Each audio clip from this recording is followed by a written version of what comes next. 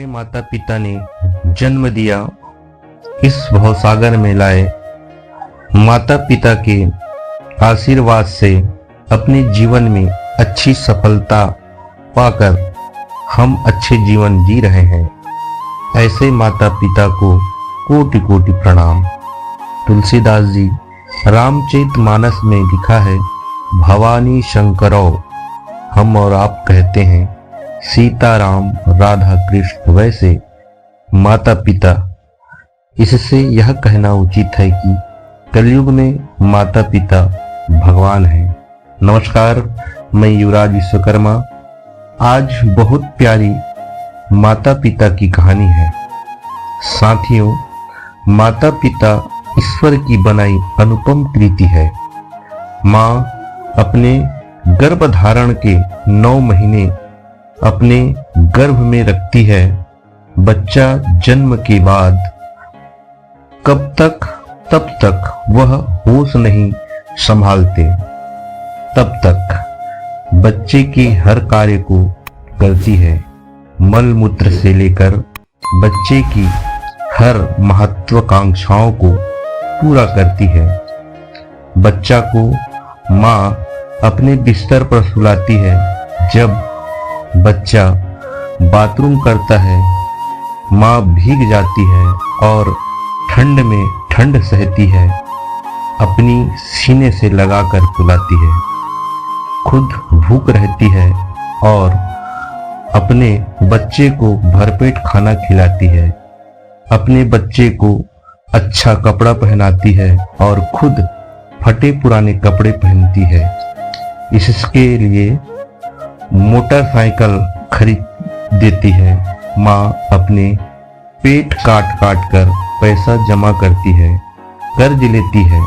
बच्चे की इच्छा को पूरा करने के लिए वो पिता धूप, छांव, बारिश कभी नहीं देखता। सारा दिन कड़ी मेहनत करता है। सीधा सीधा यह कहा जाए, अपने बच्चे के खुशी के लिए सारा जीवन लगा देता है। लेकिन बड़ी दुख की बात यह है, जब बेटा पढ़ लिख कर बड़ा हो जाता है, तब अपने पैरों पर खड़ा हो जाता है, तब वह माता पिता के कड़ी संघर्ष को, उनकी कड़ी मेहनत को, उनके अथक परिश्रम को बेटा भूल जाता है। माता पिता छोटी छोटी खुशियों के लिए तरसते हैं। माता पिता कहते हैं, बेटा चश्मा ला के दो, तब बेटा कहता है, अभी पैसा नहीं है। पिता कहता है, स्वेटर ला दे, तब लड़का पिता के व्यवस्था पर ध्यान नहीं देता। जब माता पिता लड़का का विवाह कर देते हैं, तब लड़का अपने पत्नी के बातों में रहता है। ये अच्छी बात है, पति पत्नी एक दूसरे की सलाह लेना देना चाहिए। परंतु बेटा बहू अपने विवाहित जीवन में मस्त हो जाते हैं। माता पिता घर के एक कोने में पड़े रहते हैं। खाना खाना हो तो मांगना पड़ता है। माता पिता छोटी छोटी आवश्यकताओं को तरसते हैं।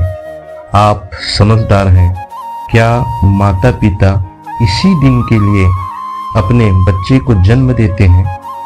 अभी वर्तमान स्थिति यहाँ तक पहुँच गई है कि जब माता पिता वृद्ध हो जाते हैं तो वृद्धाश्रम में भेज देते हैं और हम अपने जीवन भर के अथक परिश्रम से किया गया धन, संचय, घर, दुकान, प्रॉपर्टी का हम भोग करते हैं और हम अपने बच्चों को सिखाते हैं माता पिता का सेवा करना, बड़ों का आदर करना। आप अपने बच्चों को कितना भी सिखा दो, घर में आपका किया हुआ व्यवहार को आपका बच्चा देख रहा है। अपने बच्चों को कितना भी सिखाओ, पढ़ाओ, लेकिन करेगा वही जो आपको करते देखा है। माता पिता का हृदय कब फट जाता है, जिस अवस्था में अपने बेटे का सहारा चाहिए तब वो चाह कर भी दूर होते हैं। जिस उम्र में नाती पोतियों के साथ खेलना चाहिए उस वक्त अपने नाती पोती बेटा को याद करके वो रोते हैं। अपने बेटे द्वारा कितना भी दुख या अपमान मिला हो, लेकिन वो माता पिता अपने बेटे को सदैव भलाई चाहता है। वो माता पिता सिर्फ बेटे से एक ही चाह रखते हैं, जीवन में बेटा द्वारा तिरस्कार किया हुआ दुख मिला, लेकिन अंततः वह चाहते हैं मेरी मृत्यु के बाद मेरी चिता पर आग दे देना। अपने बेटा द्वारा किया गया अपमान भूलकर क्षमा कर देते हैं, पर इस बात को आज का युवा क्यों नहीं समझते। आज लोग भगवान के मंदिरों में जाते हैं पूजा अर्चना दान पुण्य करने के लिए और मन में शांति चाहते हैं। कहाँ मिलेगा साहब? जिस माता पिता का आशीर्वाद लेना चाहिए वो नहीं लिया, जिस माता पिता के चरणों में स्वर्ग है कभी अनुभव ही नहीं किया, और चाहते हैं मन में शांति कहाँ से मिलेगा। इसीलिए कहता हूँ साथियों, आप भगवान के मंदिर जाएं या ना जाएं, भगवान का पूजा करें या ना करें, कोई बात नहीं, लेकिन जब तक माता पिता जीवित हैं प्रयास करना मुंह से ऐसा बात ना निकले जिससे माता पिता के हृदय को ठेस पहुंचे। यह कहानी का भाव यह है साथियों, माता पिता का कभी अपमान ना करें, माता पिता को अनाथ आश्रम में ना रखें, माता पिता का सदैव सम्मान करें और अपने माता पिता के साथ रहें। यह कहानी अच्छी लगी हो तो लाइक शेयर सब्सक्राइब करें।